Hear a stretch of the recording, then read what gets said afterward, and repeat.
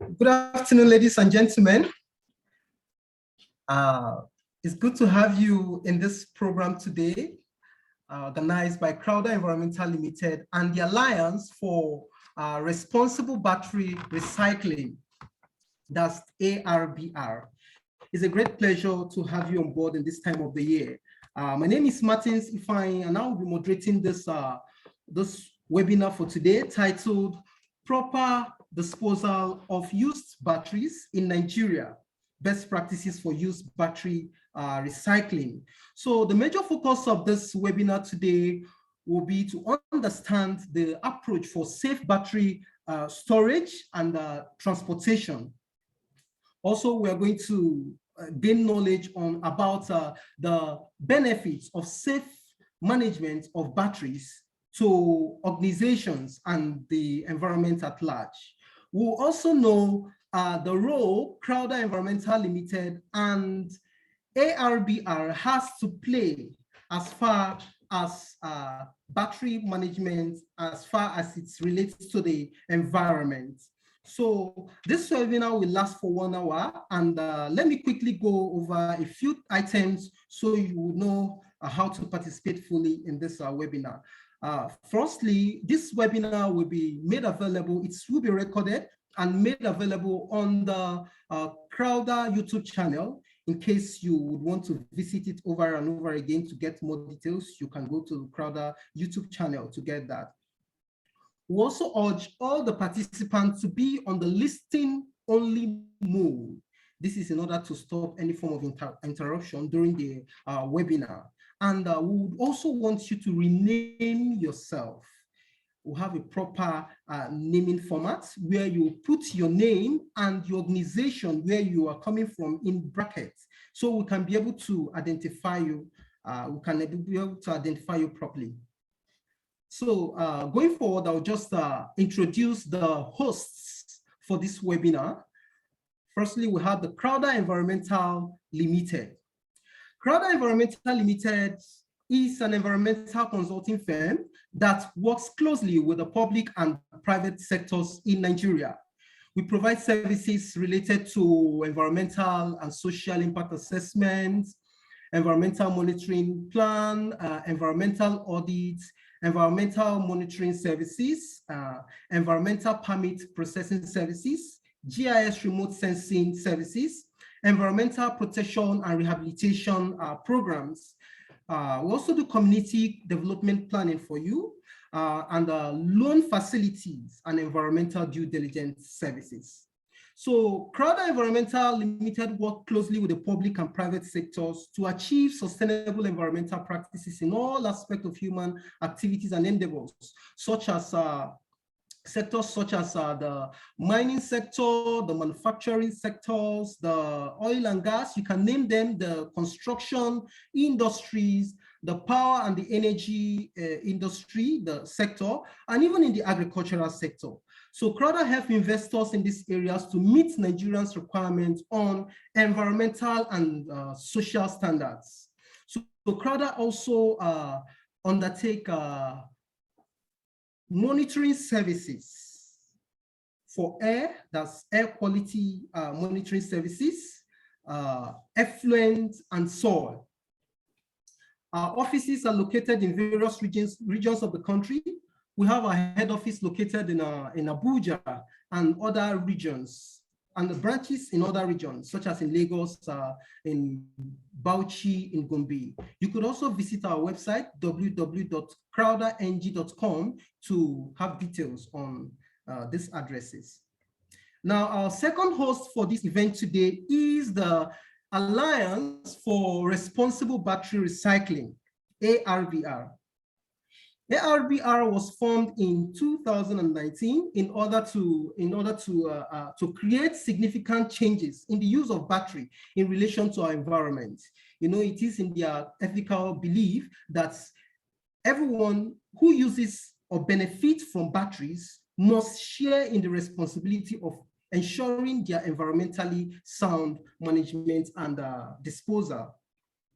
The Alliance works with battery manufacturers importers, distributors, retailers, name it. Even you, the end users, the alliance work with you. They work with renewable energy operators, environmental groups, and the government across the country.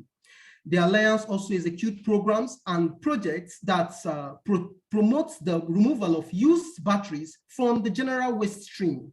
It ensures their environmentally sound recycling, also builds capacity and knowledge, and creates public awareness on the hazards of improper disposal of these batteries.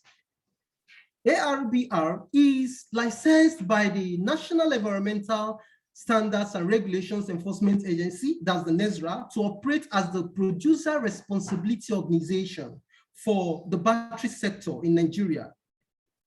Mr. Sese Ugo, who is the director and the executive secretary of the ARBR. Unfortunately today, he's also our resource person. He is a national battery standards expert and recently championed the development of emerging regulatory instruments for the sector, including the National Battery Policy of the Federal Ministry of Environment and the National Environmental Battery Control Regulations by the NESRA, that's the National Environmental Standards and Regulations Enforcement Agency. So quickly, let's just talk a little about batteries and how it affects our environment. Now, by way of introduction and background information, battery can be said to be any device that stores energy for later use. It can also be defined as any electrochemical device that converts chemical energy into electricity by the use of galvanic cells, of course. While on the other hand, waste management can be referred to as those activities that must be completed in order to ensure that waste is properly collected, transported, and managed. Ever since the 1970s, waste management has focused on ensuring reliable and environmentally sound waste disposal. Now, going further as well, I'm going to read to us a caption from a documentary by the UN Environmental Program. That is the United Nations Environmental Program. And it says, and I quote, "Batteries are safe, but precautions applies when touching damaged cells and when handling lead acid system that have access to lead and sulfuric acid. Lead batteries are labeled as hazardous materials. It is a toxic metal that can enter the body by inhalation of lead dust or injection when touching the mouth with lead contaminated hands. If leaked onto the ground, the acid and lead particles contaminate the soil and become airborne when dry. Exposure to the lead causes a variety of health effects and affect children in particular.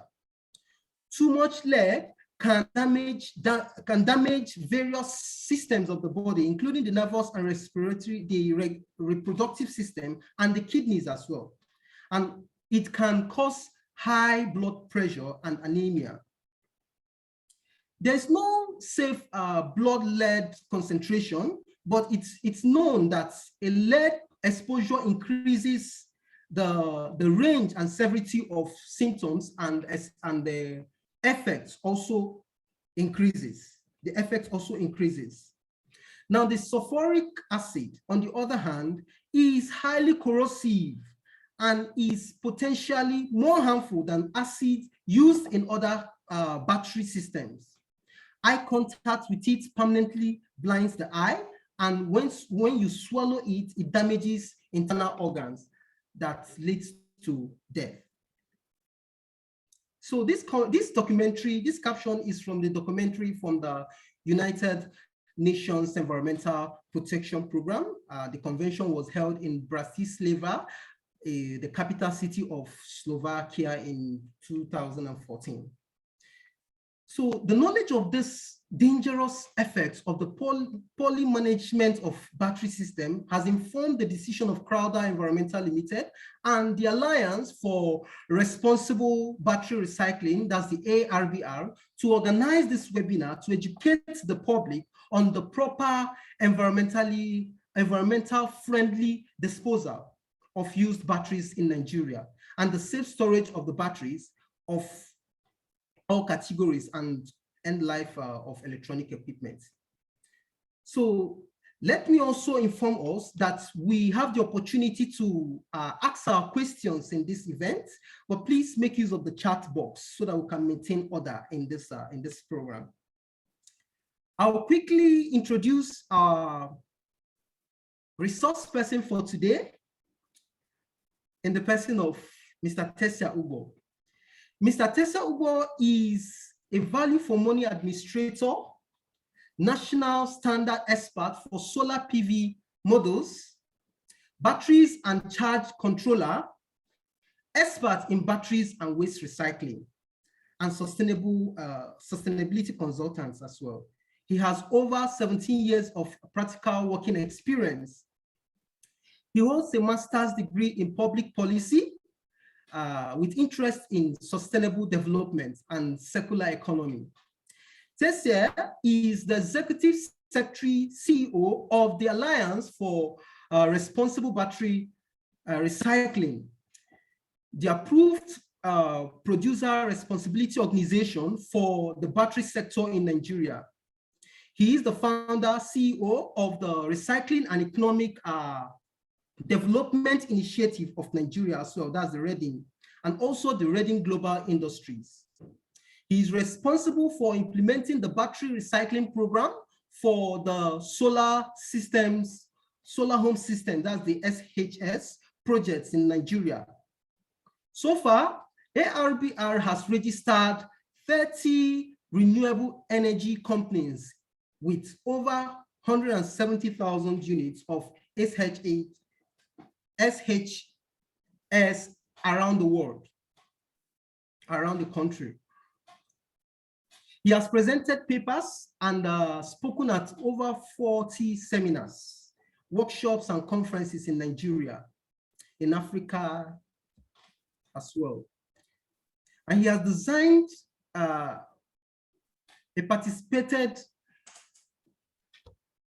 he has designed and participated in over 10 policy and implementation projects for the Federal Ministry of Environment, the National Environmental Standards and Regulations Enforcement Agency, the SON, that's the Standard Organization of Nigeria, the National Automotive Design and Development Council, the Rural Electrification Agency, that's the REA, the German Development Agency, the GIS, the Heinrich Böll Stiftung, the Basel Convention Coordinating Center for Africa, that's the BCC Africa, and the Renewable Energy Association of Nigeria as well. So it's my singular honor this afternoon to present to you the resource person for today's event, Mr. Tessia Ugo, the Executive Secretary, CEO of the Alliance for Responsible Battery Recycling. Mr. Tessia, you're welcome. Hello, Martins. Good to hear from you again. Yeah, here you are. Yes, sir, you can go ahead. The floor is yours. Okay. Good afternoon, everybody. As just introduced, my name is Tessia Ugo. I am Executive Secretary of the Alliance for Responsible Battery Recycling. A few years ago, we decided to key into the extended producer responsibility program of the Federal Ministry of Environment through NESREA. And we started off by conducting a nationwide study on the battery sector in the country. We needed to know what happens to all the batteries that get disposed of in the country: automotive batteries, renewable energy batteries, portable batteries, and what have you. We did a nationwide study. It was the first of its type in the country, looking at what happens to all these batteries, because we realized the batteries are hazardous materials and we needed to know the value chain from manufacturing or importation to usage, and then to end of life stage of these batteries, and eventually disposal or recycling. And what we found in the country was that there's just a lot of dirty battery recycling activities ongoing in the country. And we thought that this was really, really poor. And eventually the World Bank and other international agencies decided to sponsor a study to look at the incidence of battery recycling in Nigeria and the effect on our environment and on human health. And the study came out really, really damaging, really damning for the country. The study painted. The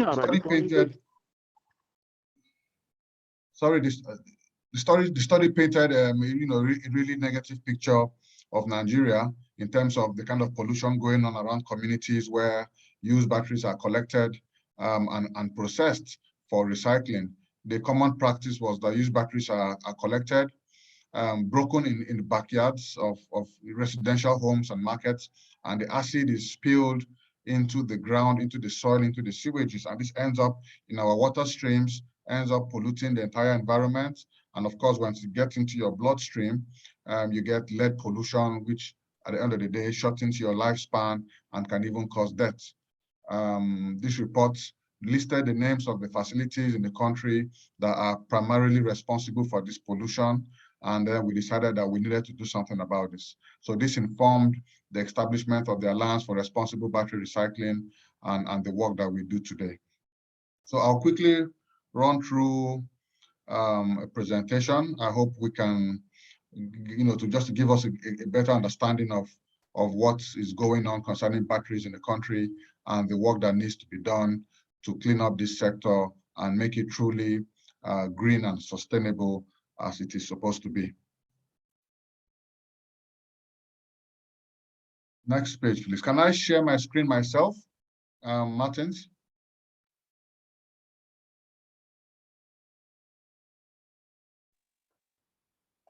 Okay, yes, you can go ahead, sir.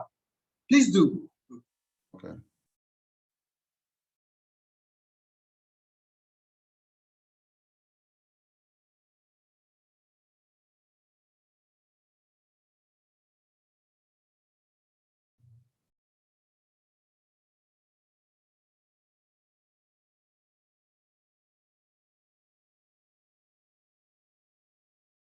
Okay, can you see my screen now? Yes, sir, we can see your screen. Okay, I hope it's on full screen. No, not okay. Actually, but you can go ahead. Okay, it's on full screen now. Full screen, okay. Okay. So like I mentioned, over the last couple of years, Reading has collected data and evidence on the growing usage and recycling polluting activities in the country. And several studies have shown this pollution. Most of the hotspots for lead pollution in Nigeria are around the Lagos, Anambra, Ogun, Kano axis, Abuja, Port Harcourt, especially Anambra, Lagos, and Ogun, because these are the hotspots where used batteries are collected from across the country and sent down to this hotspot where they are then processed and either sent to local recycling facilities in Nigeria or sometimes exported out of the country to other battery manufacturing companies across the world. So Nigeria has become a huge market for raw material, for lead, primary, secondary lead from batteries. And this is because our power shortage in the country has created a scenario where batteries have become a major backup power in Nigeria. And then, of course, we have a large population. So we have over 15 million vehicles on the roads in the country. Each of these vehicles has a battery, has a lifespan of batteries in the country. A lot of batteries come from China, from Asia, and sometimes are not very standard. The standards are really low. So sometimes they have a lifespan of even 6 months and your battery is dead. So this creates a lot of turnover of batteries in the country that creates this scenario where we just have a lot of used batteries, and then it has become a big business for scrap dealers who then buy them up and recycle. Like the picture you can see there, that is in Anambra at Onitsha Market. This person is a used battery collector. This is how he displays his batteries. He breaks them up. The entire soil around that place is completely contaminated.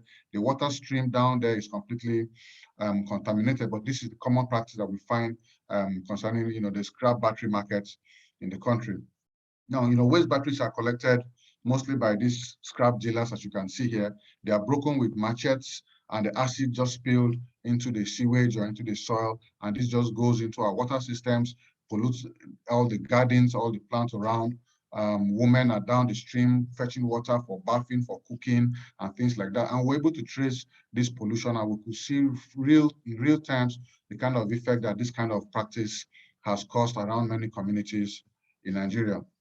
Now, batteries are usually collected in trucks, small trucks and larger trucks. Small trucks, when they're going to be collected and moved around small cities, or states, and then the bigger trucks when they're to be transported interstate. There's a approved practice, approved standards of how batteries should be collected because of the acids that could be spilled along the way as these batteries are being transported, and then the lead, dust, and other things that are also released into the atmosphere when batteries are not properly stored or properly transported, according to the Basel guidelines and the guidelines from the Federal Ministry of Environment. Now, we've seen a lot of these practices. This is very common in Nigeria. A lot of these trucks carry used batteries like this, spill acid and lead all over them, offload the batteries at their destination, and then reload food and other consumer goods back into the country, into other parts of the country. So the food you're eating, the noodles, the drinks, water, and everything are transported in these same trucks, and they've been touched by lead, sometimes even acid. Now, this is how the country is just distributing this type of pollution around its citizens without knowing it. Now, the typical battery recycling plants in the country, are very highly polluting because a lot of them have not invested properly in effluent treatment plants, in the kind of pollution control mechanisms that need to be put in place. Just like a typical example of what you can see on the screen. This is a typical battery recycling plant somewhere in Ogijo, just on the outskirts of Lagos.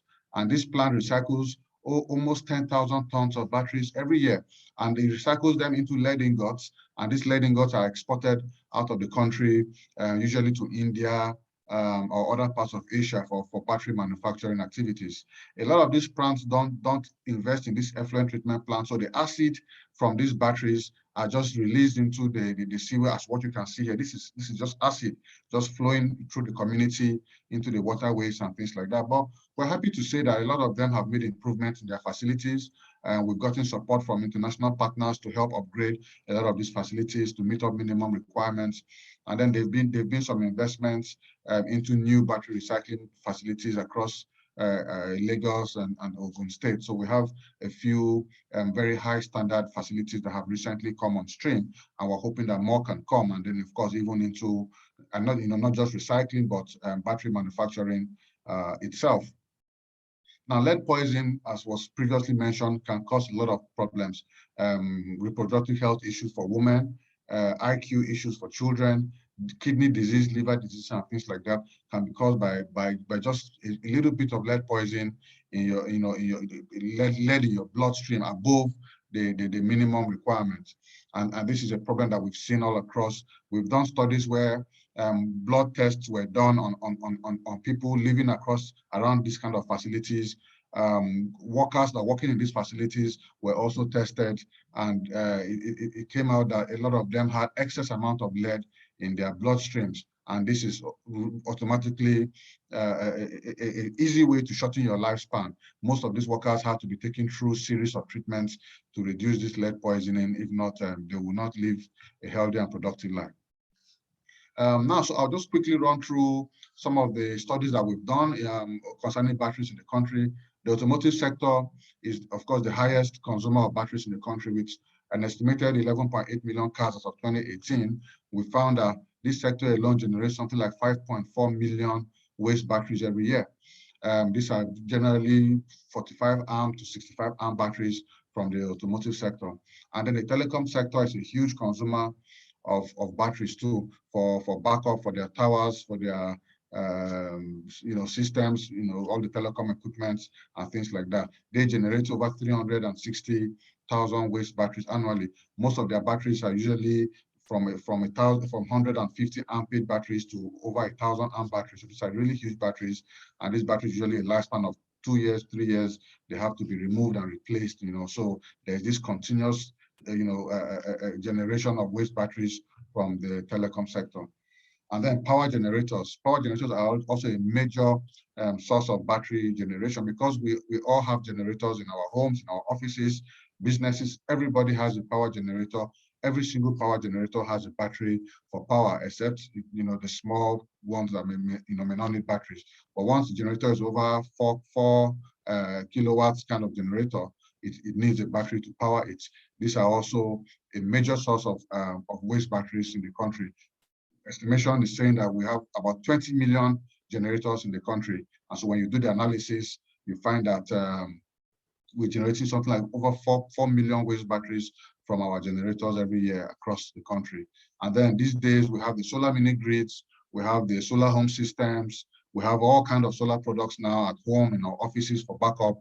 This is also generating a huge amount of in fact, this sector is actually the most difficult to track, because it's an emerging sector. It's difficult to know all the renewable energy companies across the country installing backup systems for homes and offices across the entire country. So there's just a huge amount of data gap that in this sector, and we can tell just from estimates that this sector alone is quickly going to catch up with the automotive sector in terms of battery storage, energy, battery usage, because of the energy storage needs that are required. The banking sector, also a high consumer of batteries. Every single ATM in the country has at least 200 amp batteries backing them up. There are over 17,000, I think about 25,000 ATMs in the country now. So if you look at 2 batteries per ATM times 17 or 20-something thousand batteries across the country, huge amount of batteries also being deployed. And these are just for ATMs alone. It doesn't cover their server rooms, their other systems, their branches all across the country. A lot of batteries being deployed. And then manufacturing companies, industries, hospitals, commerce, everybody basically uses a battery energy storage system, as we've seen. So overall, we found that Nigeria is generating something like 180,000 metric tons of waste batteries every year. This is a huge amount and can actually support several battery manufacturing plants, but this is raw material. Batteries are 65% lead. So if you have all the lead in the country, we have the plastic in the country, we have acid in the country can be produced, then you have everything you need to produce a battery and to manufacture a battery. So Nigeria needs to move from just a battery consuming country, battery collection and then exports out of the country back to companies. We need to manufacture batteries locally, because this is a huge amount of raw material from all the batteries that we generate, that we use and we generate in the country every year. So we did these studies to help guide in our policy making, help guide in the regulations and other aspects, to managing the kind of pollution that the battery sector generates. Yeah, so there are several kinds of batteries. We're talking about lead acid batteries, because lead acid batteries are primarily the kind of batteries that we use in Nigeria and really all over the world. 80% of batteries in the world as of today are lead acid batteries. Lithium ion batteries are new emerging batteries. They're catching up fast. They're still quite expensive. They are more efficient. They store more energy and more power, so they're more reliable. But lead acid batteries are still 90% of all the cars in the world still rely on lead acid batteries. Most of the renewable energy systems across the world are still using lead acid batteries. But there's a new transition to lithium and other kinds of batteries. But over the years, there's been the nickel, metal hydride, the zinc carbon, all the regular batteries that you know. All these batteries have recycling value. They can all be recycled in different ways. Lead acid batteries are the most highly recycled batteries in the world, because lead can be recycled over and over again and still maintain its strength and its energy storage capacity. So that's why lead is so popularly used and is so desirable, and it will continue to be for many years to come until lithium, the technology for lithium continues to improve and the price continues to come down. And then I'm sure lithium will catch up to lead. Lithium also doesn't have very reliable recycling technology available across the world, because it's a new battery technology. So there are still discussions and an issue surrounding the recycling of lithium-ion batteries. Or lead, of course, can be recycled 95 to 98%, in fact, 99.9% purity. You can get lead and then you can rebuild batteries. So quickly, I won't bore us too much on some of this data. I think I've just mentioned most of them. Category for usage of batteries, automotive sector, of course, and then storage energy systems, commercial, industrial, power systems, electric companies, RE storage systems. A lot of big industries use huge energy storage batteries, for large scale energy systems. And then, of course, the regular stationary energy storage at home, our UPS systems, our desktop UPSs, the small scale solar home systems, and things like that.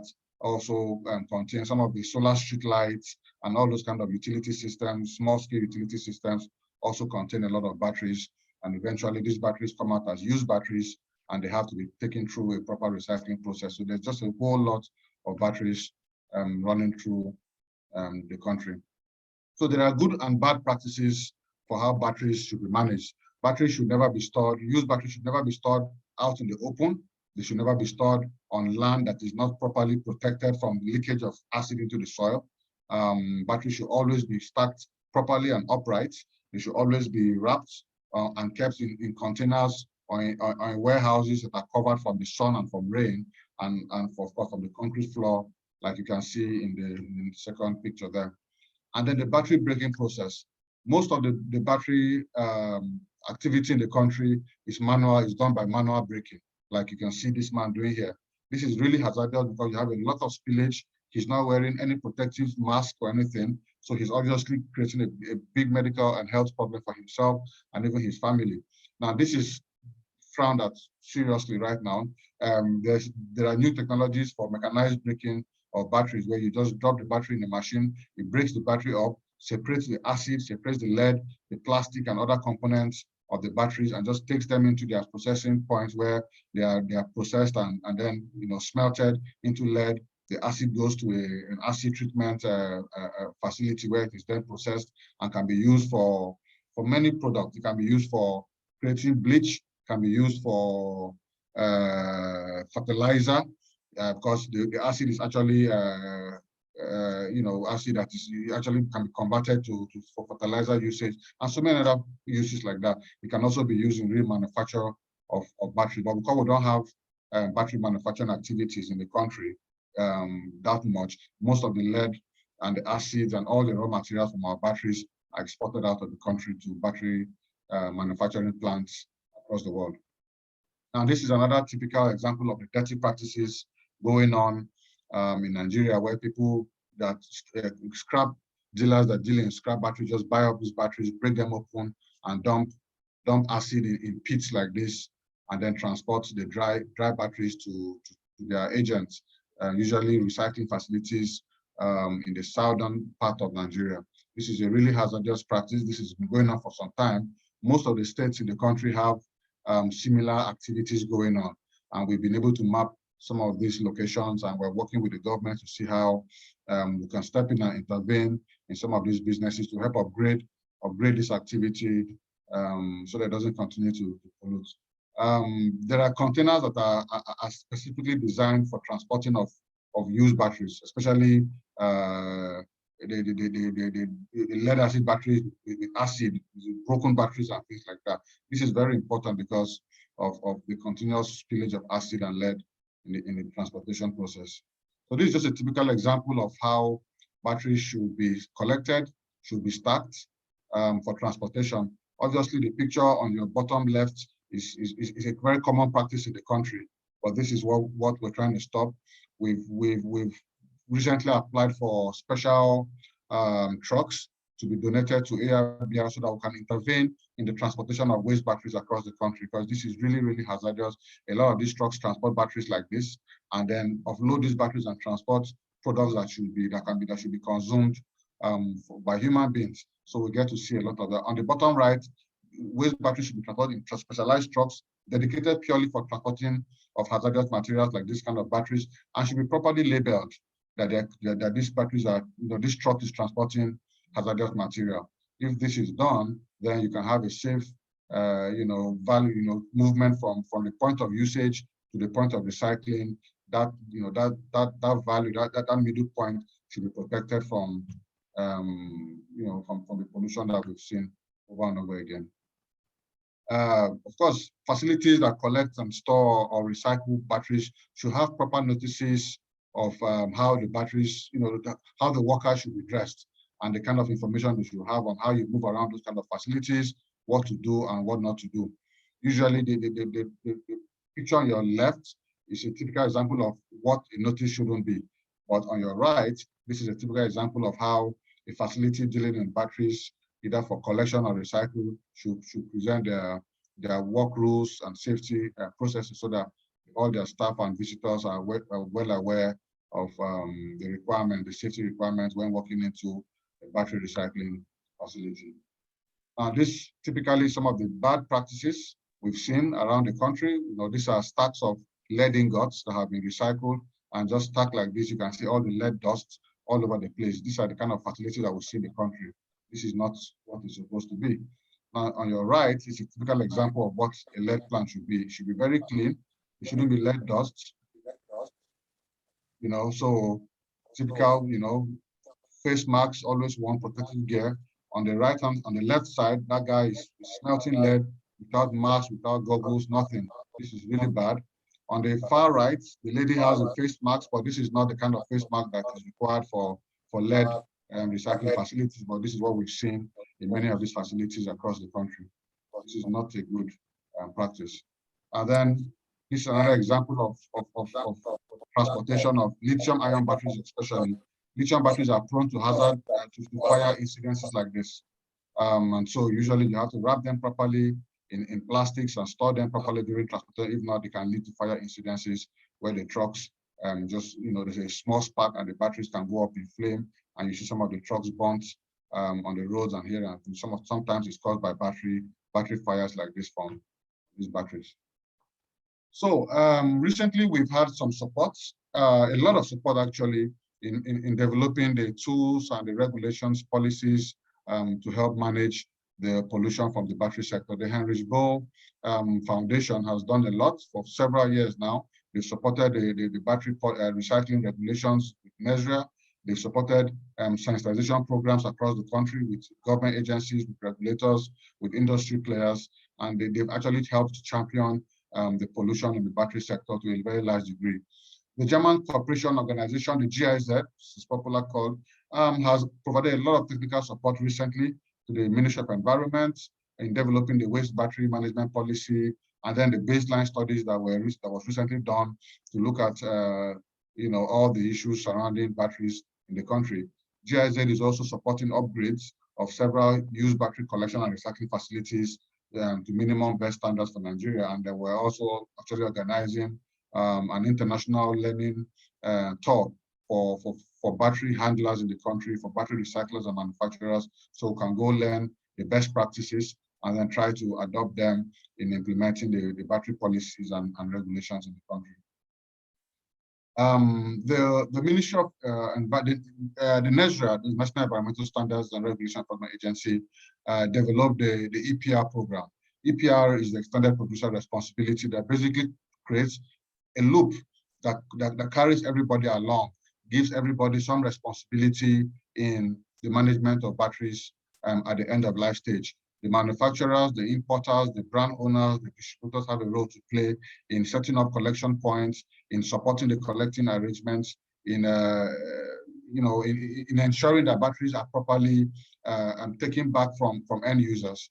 Of course, the collectors are also set up to help properly mop up used batteries from around our communities, and then process them properly, and then transport them to recycling facilities that then process them into lead ingots, process the acids, and then ship the lead and the acids to the various companies that they want to buy these products for remanufacture of batteries.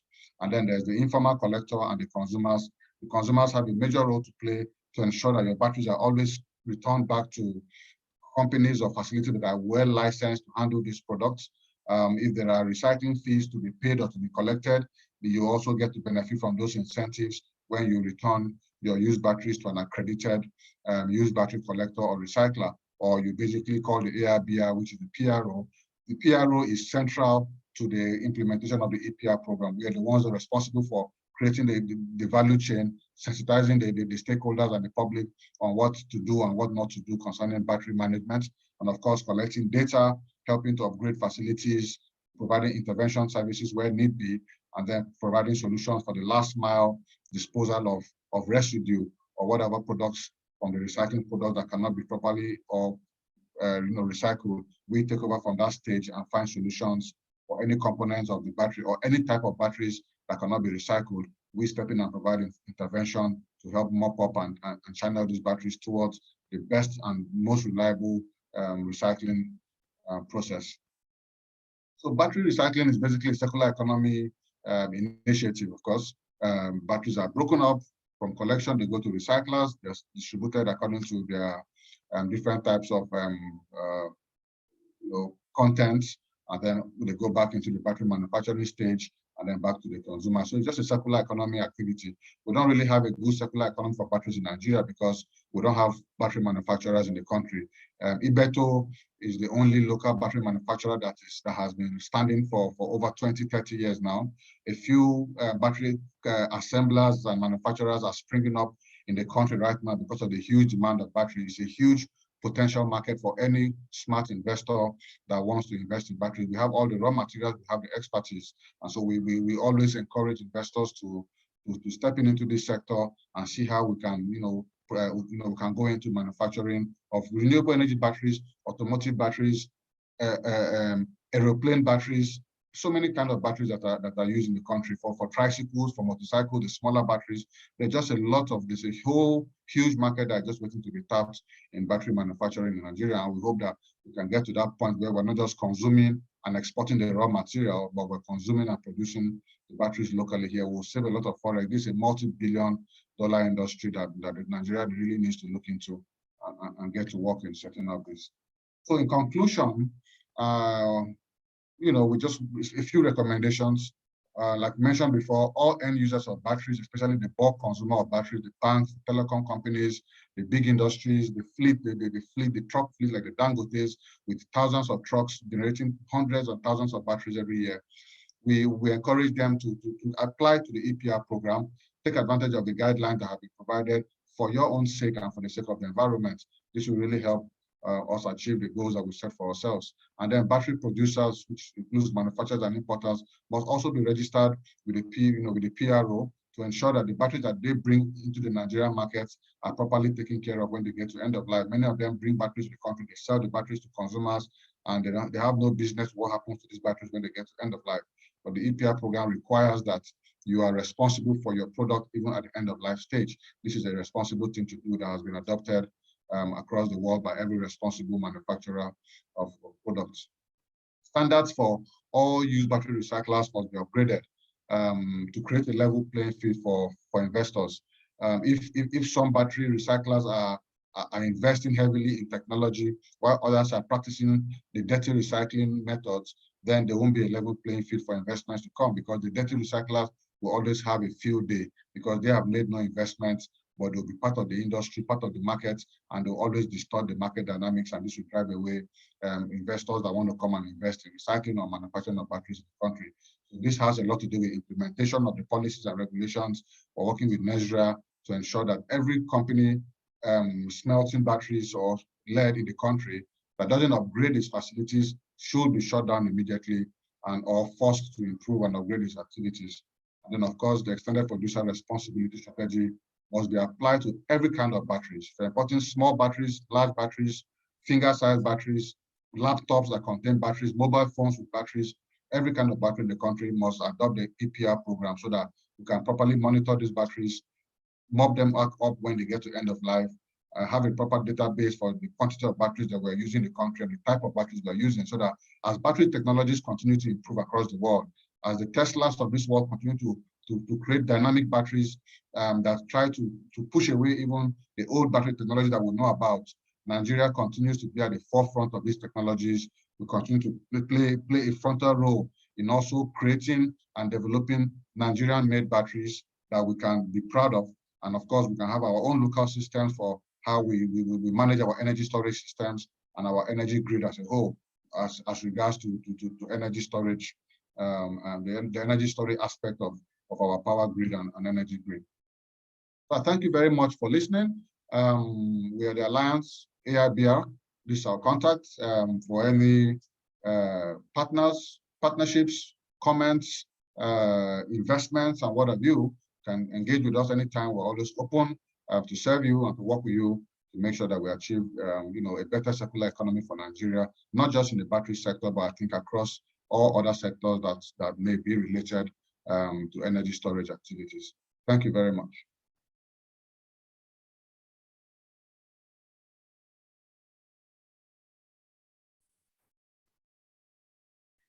Wow, thank you so much, Mr. Tese. That was actually an elaborate one, so insightful. Thank you so much, sir. While you were teaching, because I'll call this teaching, some questions rolled in. But before I get to read some of these questions, some of them I can see some of them are questions, some of them are commendations and all that. So before I just get to read these questions, you said something that caught my attention, and I just want to retreat on it. He said that some of these batteries some of these batteries actually that are being imported into the country are inferior qualities, and because they are not durable, people get to buy and rebuy, and this causes the accumulation of battery waste. That's serious. And you said about over 180,000 metric tons of batteries have been accumulated yearly. That's a thing of concern, so thank you for that. And so I'll get to read some of those questions here. And please, if your question is not able to be answered now, was not answered, you just send it through mail, and we are going to answer the questions. The resource person's mail is going to be made available, so he can answer your questions as well. So some of the questions are, okay, this one is coming from Mr. Timothy, and he said, this recycling initiative is key to promoting circular economy and ensuring environmental sustainability. More awareness campaign and training is needed. Well done to Crowder and the Alliance. Government should design more policies and provide some economic or financial incentives in this regard. Thank you for that, Mr. Timothy. We have one coming from Adebola. Adebola said, good afternoon all. I am happy to be here. Please, would the slide be shared at the end of the meeting? Okay, so please, you can also drop your email, or since the email of the resource person is going to be made available, you just send a request via mail. We have one from Mr. Ario, sorry. Good day to everyone, and kudos to the organizers. Kindly make available the slides. Okay, we've just said that now.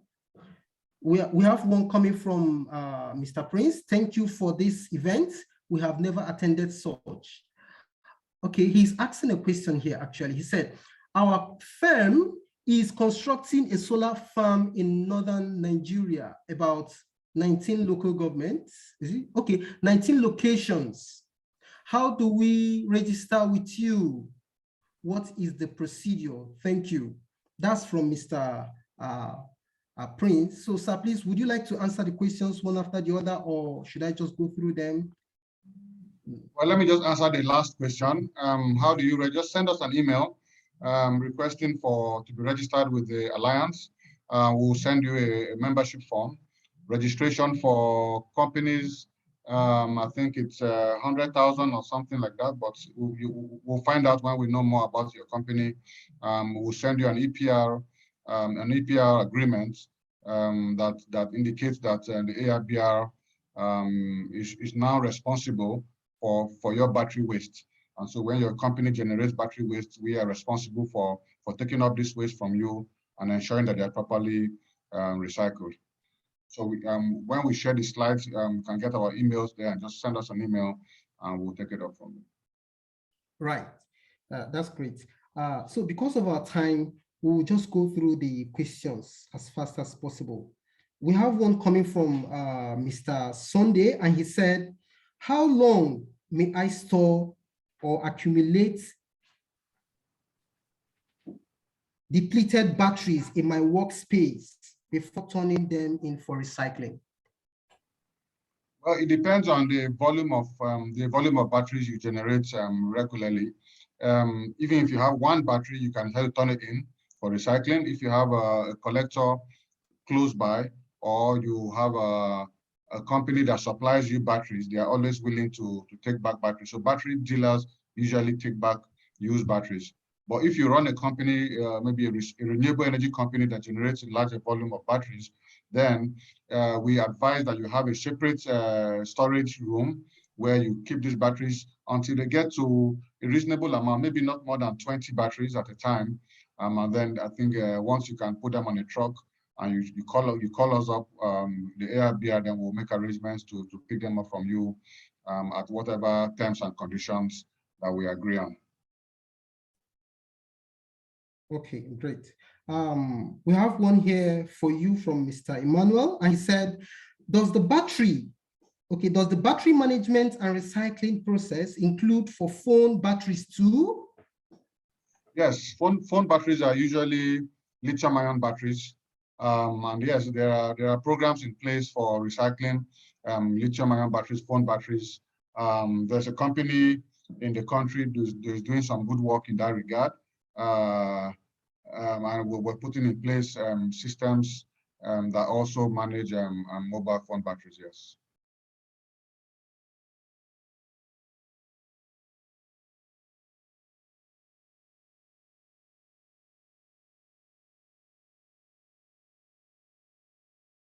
Sorry, I can't hear you. You're on mute.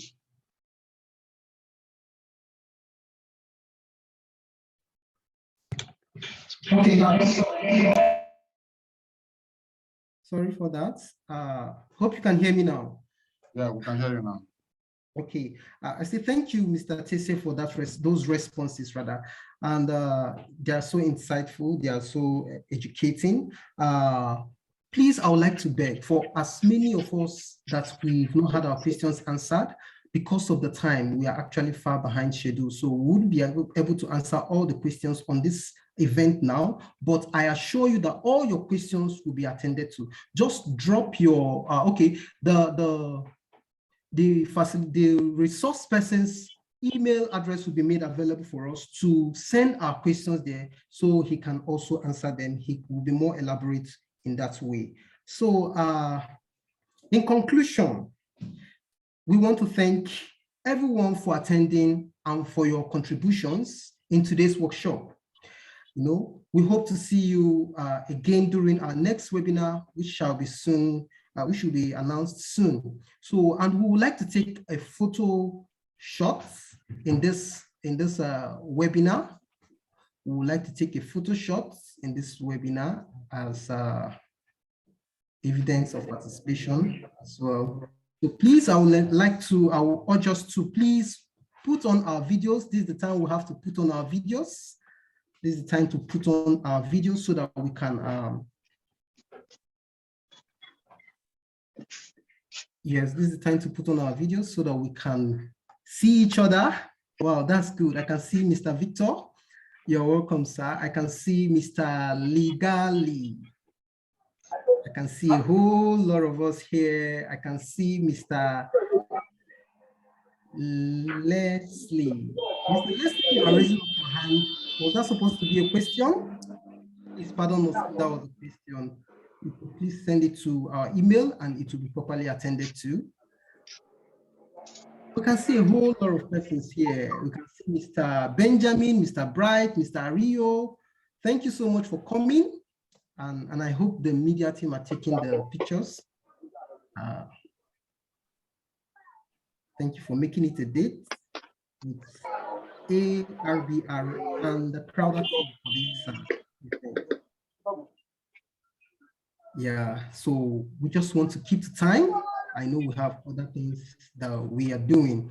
So this is already 4 p.m. So from my own end, thank you for joining this meeting today. And that will be all for today till we get back to you on the second edition. Thank you. All right. Thank you very much, everybody. And see you next time. Thank you, sir. Yeah.